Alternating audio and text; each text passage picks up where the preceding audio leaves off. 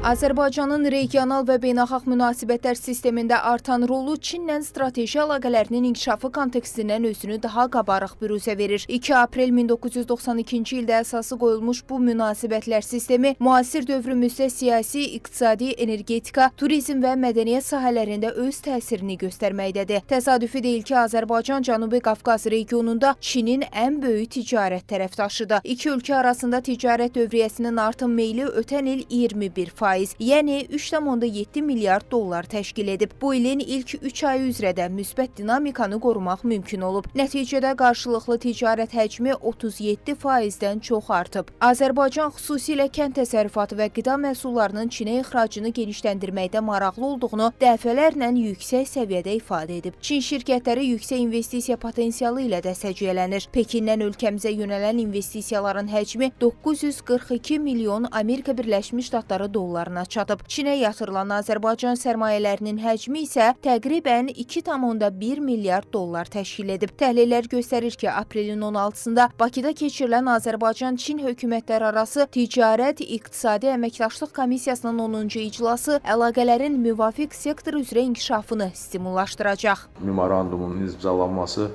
gələcəkdə bizim ələt iqtisadi zonu, Sumqayıtda olan xüsusi iqtisadi zona olaraq investisiya cəlb olunması baxımından çox əhəmiyyətlidir. Azərbaycanda, Şərqi Zəngəzurda, Qarabağda və digər bölgələrdə yaşıl enerjinin inkişafı, bu texnologiyaların tətbiqi baxımından da məhz bu memorandum və iş qrupunun yaradılması bu sahədə də işlərin inkişaf edilməsinə xidmət edəcək. Azərbaycan vasitəsilə Avropa bazarlarına çıxış və onun imkanlarını genişləndirmə imkanları yaranır. Bu baxımdan hesab edirəm ki, Çin gündən maraqlı olacaq Azərbaycanın nəqliyyat infrastrukturasına müvafiq investisiyalar yatırmaq, Azərbaycanda həyata keçirilən layihələrdə fəal iştirak etmək. Prezident İlham Əliyev və Çin Xalq Respublikasının sədri Si Jinpingin səyləri nəticəsində iki ölkə arasında dövlətlərarası münasibətlər hərtərəfli inkişaf səviyyəsinə də yüksəlib. Dünyada sürətlə dəyişməkdə olan geosiyasi reallıqlar fonunda münasibətlərin diplomatik müstəvidə də dinamik inkişafı super güclərin gedişata dair maraq və yanaşmalarını aktuallaşdırır. Təbii ki, Birləşmiş Ştatlarla Çin arasında olan iqtisadi savaş qlobal iqtisadiyyata və dövlətlərarası münasibətlərə ciddi şəkildə